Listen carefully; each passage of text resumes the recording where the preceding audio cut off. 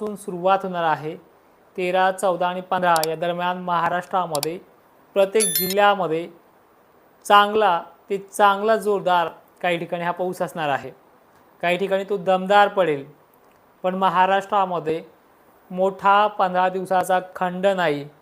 या अंदाजापासून झालेली प्रवासाची सुरुवात आणि तोडकर हवामान अंदाज यांना त्यांचा अंदाज बदलावा लागेल इथपर्यंत आलेला प्रवासाचा अंदाज तुम्हाला मी ऑलरेडी दिला आहे। आता गरज आहे तो बदल दिसायला पाहिजे, अन्यथा तोडकराची इज्जत गेली म्हणून समजा, आहे की नाही। उद्याच महाराष्ट्रामध्ये वातावरण हे पावसाचं बनायला सुरुवात होणार आहे।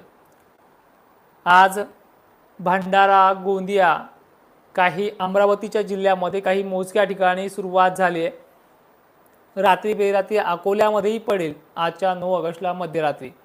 हिंगोलीमधले पण 1-2 व्हिडिओ आलेत, पाऊस चालू झाले 1-2 ठिकाणी। पण उद्या वातावरण जे आहे साटकारे बिटकारे का होईना 10 तारखेलाच सांगलीच्या काही भागांमध्ये, पंढरपूरच्या मोजक्या भागांमध्ये, नाशिकच्या काही भागांमध्ये, जळगाव, धुळे, नंदुरबार, छत्रपती संभाजीनगर, जालन्यात काही ठिकाणी, लातूरमध्ये काही ठिकाणी, बीडमध्ये काही ठिकाणी असं पाऊस सुरुवात होईल। थोड्याफार गावांना एक तुम्हालाही वाटून जाईल की 11-12 काय होईल, ठीक आहे। तर हा जो काही प्रवास आहे हा सध्या जे माल सुकतायत यांच्यासाठी चांगला दमदार दिलासा असणार आहे। आणि जसं तुम्हाला मी सांगितलं 11 पासून ते 15 पर्यंत पावसाचा हा प्रवास आहे। त्यामध्ये महाराष्ट्रातला शेतकरी एकंदरीत सुखी होईल आणि त्यानंतर 1-2 दिवस तो थांबेल सुद्धा, कारण की तुम्हाला मागच्या 8 दिवसापूर्वी व्हिडिओ पण सांगितला आणि सातत्याने प्रत्येक व्हिडिओच्या एंडिंगला असेल सुरुवातीला असेल सांगितलेले की 17 तारखेला कमी दाब बंगालच्या उपसागरात बंगालच्या खाडीमध्ये बनतोय आणि त्या बंगालच्या खाडीमध्ये बनलेल्या दाबाला एखादा दिवस उशीर लागेल किंवा 1-2 दिवस मागे पुढे होतील, पण तो दाब 17 तारखेनंतर महाराष्ट्रामध्ये पुन्हा पाऊस घेऊन येईल। म्हणजे 16 पासून ते 17 किंवा 18 पर्यंत 3 दिवस किंवा 4 दिवस पुन्हा उघडीत देऊन कधी 15 पासून पडल्याच्या नंतर परत पाऊस 18-19ला स्टार्टअप करतोय महाराष्ट्रामध्ये। पण महाराष्ट्रामध्ये 22 तारखेपर्यंत पाऊसच नाही या म्हणण्याला या 5-6 दिवसामध्ये उत्तर मिळेल। आणि आज तर मला एक शेतकऱ्याने असं सांगितलंय, साहेब आभाळ जर पुढे गेलं ती मागं रिवाज गिअर टाकतंय का? काही कुठेतरी व्हिडिओ पाहिला असेल त्याने। एकदा कमी दाब पुढे सरकला तो पुढे सरकत असतो आणि तो तिथे जिरतो, त्यानंतर नवीन बनलेला कमी दाबाचा ते बाष्प नंतर येते। पण कमी दाब पुढे जाऊन मागे आलेला अजूनही इतिहासात नोंद नाही। ही हवामान अभ्यासकांना ह्या गोष्टी चांगल्या निरीक्षण करूनच सांगाव्या लागतात। मग तो जागतिक हवामान खात्यातला अंदाज असू द्या किंवा आपल्या शासकीय हवामान खात्यात असू द्या किंवा माझ्यासारखा असू द्या। आणि महाराष्ट्रात 10 तारखेला जे सापका शिपका होण्यास सुरुवात होईल, आभाळ भरून येईल। उद्यापासून वातावरणाचा सक्रिय पाहायला मिळते 24 तासांमध्ये उद्याच्या संध्याकाळपर्यंत। आणि 11 तारखेपासून महाराष्ट्रात ठिकठिकाणी जी काही सुरुवात होते त्यामध्ये जिल्हे आपण सांगितले आहेत, पुन्हा एकदा सांगायला सुरुवात करूयात।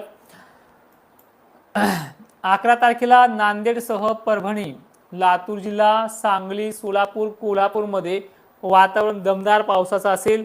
छत्रपती संभाजीनगरसह अहिल्यानगर परिसरात हे बघा या दिवशी काही गावं सुटतील, पहिल्या दिवशी सुटतील, दुसऱ्या दिवशी सुटतील, तिसऱ्याही दिवशी सुटतील। पण हा जो काही प्रवास आहे 11 पासून 15 पर्यंत आहे, त्यामुळे 4 दिवसामध्ये आणि ह्या काळामध्ये वातावरण असं बनेल की माल सुकणं देखील कमी होईल, ठीक आहे। तर 11 पासून धुळेपर्यंतचा भाग जो आहे सांगली, सोलापूर, लातूर, नांदेड, जालना, बीड, परभणी, अकोला, अमरावतीला तर आजच संध्याकाळी होईल, पण हिंगोली वगैरे भागांसह पाऊस दमदार हजेरी लावणार आहे। पूर्व विदर्भातल्या नागपूर, गोंदियाची बातमी तर न्यूजला आली आहे, धरण कुठलं तरी फ्लो झालंय, ओव्हरफ्लो झालंय। तर अशा प्रकारचा पाऊस महाराष्ट्रात ह्या 4 दिवसामध्ये ठिकठिकाणी बरसणार आहे। काळजी करू नका, व्हिडिओमध्ये मी प्रत्येक तुम्हाला दिलासा देतोय, पण तो दिलासा म्हणजे भंपकपणा नव्हे। 1972चा दुष्काळ सांगणारा अंदाजक आता 15-16 वरती आलाय। ऑगस्ट संपू द्या, गुडघ्यावरती सुद्धा येईल, थोडा धीर धरा। आणि खरंच मला एक म्हणायचं आहे की तुम्ही फक्त आता हे 4-5 दिवसामध्ये पहा, तुम्ही सुद्धा धीर धरा। काही जण म्हणतात महाराष्ट्रामध्ये कुठलंच सिस्टम नाही आहे, शेतकरी कमेंट करतोय की किंवा एखाद्याचा अंधभक्त कमेंट करतोय, मला हे कळत नाही आहे की कुठलंच सिस्टीम महाराष्ट्रात नाही। तुला सिस्टमच दाखवतो, फक्त 2-4 दिवस दम काढ। सध्या बंगालच्या उपसागरामधनं खानदेशमध्ये जो प्रवाह चालला आहे तो प्रवाह पश्चिमी वाऱ्याने आज जोरदार एंट्री केली आहे आणि ते वारे ह्या 2 दिवसात थोडे कमी पण होणार आहेत आणि तेच वारे बाष्प आणतात। हा पारंपरिक आणि ढोबळ अंदाज जरी दिसत असला तरी हा अंदाज यशस्वी याच्या अगोदरही झाला आहे। मागच्या 14-15 जुलैला तुम्हाला मी म्हणत होतो की बखाड आहे, त्या बखाडीनंतर 15 तारखेला सुरुवात होईल आणि ते ह्या 4-5 दिवसात महाराष्ट्र बेतेल। त्याच पद्धतीने झालं आहे। त्यावेळेसही असंच मला परेशान केलं होतं की कुठलं सिस्टम नाही, काय नाही, अमुक नाही, हा सांगतोय कसा। त्यावेळेस एक जण तर चॅलेंज देत होता, तो आता पुन्हा चॅलेंजच्या नादी लागणार नाही असे त्याचे हाल झालेत। आता या बाबतीत देखील तुम्ही पहा, महाराष्ट्रामध्ये उद्यापासून जे वातावरण बनते आणि 11 ते 15 दरम्यान जे होणार आहे हे कसं आहे तुम्हाला देखील पाहायला मिळेल। आणि विषय विनंती एक आहे, जर नाही ना पटत दुर्लक्ष करा। कुठला सांगतोय 2 दगडावर पाय ठेवून तिथे जा, मला काहीही इश्यू नाही आहे। माझं पहिल्यापासून जे ठाम मत आहे महाराष्ट्राच्या बाबतीत, जे पाण्याच्या बाबतीत ते तसंच राहणार आहे। अजून परतीचे पाऊस तुम्ही सुद्धा पाहिलेत कसे असतात। एका दिवसातून 3-3 नदीला पूर आणण्याची क्षमता हा रिटर्न मान्सून ठेवतोय, पण सकाळी एक, संध्याकाळी आणि रात्री एक हा माझा अंदाज नव्हे। मला फक्त आता तुम्हाला बदल दाखवणे ह्या 4-5 दिवसामध्ये, कारण तोही माझ्या अस्तित्वाचा प्रश्न असेल। तर लक्षात घ्या, 11 पासून सुरुवात जी होती ती विदर्भ, मराठवाडा आणि खानदेशसह पश्चिम महाराष्ट्रात दमदार पावसाची असेल। काही भागांना जोरदार देखील पाऊस अपेक्षापेक्षाही चांगला होण्याचे चान्सेस आहेत। विहिरीच्या पाण्याचा प्रश्न मी तुम्हाला सुरुवातीलाच सांगितले, तो सप्टेंबर महिन्याच्या परतीच्या पावसात मिटेल। दक्षिण महाराष्ट्रात विहिरीच्या पाण्याचा प्रश्न काही ठिकाणी मिटायला हे ऑगस्ट शेवटी तुम्हाला पाहायला मिळेल, म्हणजे ऑगस्टचा शेवटचा आठवडा।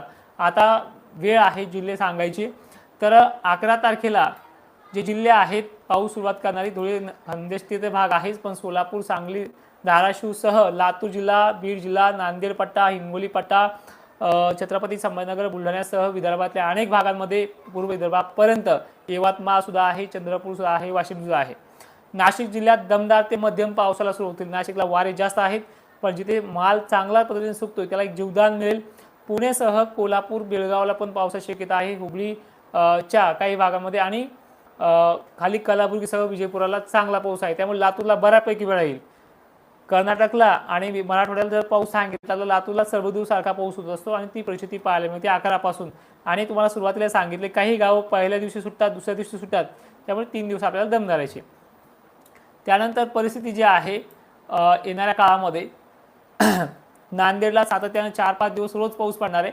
परत 12 तारखेला म्हणजे 11 तारखेला पासून दुसऱ्या दिवशी 12 तारखेला सुद्धा पश्चिम महाराष्ट्र, खानदेश, मराठवाडा, विदर्भात झडीचं स्वरूप तयार करेल एक दुसऱ्या दिवशी 12 तारखेला। याच्यामध्येही काही ठिकाणी उष्णता वाढली तर बराही पडेल। 13 तारखेला जोर पुन्हा वाढतोय बघा, 11 नंतर एक दिवस पुन्हा उशिरा। 13 तारखेला पुणे, अहिल्यानगरसह मराठवाड्यातल्या सर्व जिल्ह्यांमध्ये दमदार पावसाला हजेरी सुरुवात करेल। कोल्हापूर, सांगलीसह याच्यामध्ये दमदार पद्धत असेल। धुळे, नंदुरबारला देखील चांगली पद्धत आहे। त्यानंतर रात्री बेरात्री नांदेड चांगला झोडपून काढणार आहे। 14 तारखेला सुद्धा पश्चिम महाराष्ट्र, मराठवाडा आणि विदर्भ, खानदेश म्हणजे भाग बदलत पद्धतीनं, पण पेंडवणीपासून ते चांदणभरीपर्यंत मजल। आणि काही ठिकाणी रोज पेंडवणी पडल्यामुळे तिथे चांदणभरीत का लूक, तिथे पाण्याचा शिडका होऊ शकतो अशी पद्धत याच्यामध्ये आहे। आणि 15 तारखेपर्यंत हा प्रवास चालेल। 15 तारखेला सुद्धा पाणी तर आहेच पश्चिम महाराष्ट्र, मराठवाड्यात, विदर्भात, पण 15 तारखेपर्यंत हा पावसाचा प्रवास असेल। पाऊस रोज दिवसाला थोडे थोडे भाग करत 20-25% करत 100% भाग व्यापायला हे 2-3 दिवस लागतील।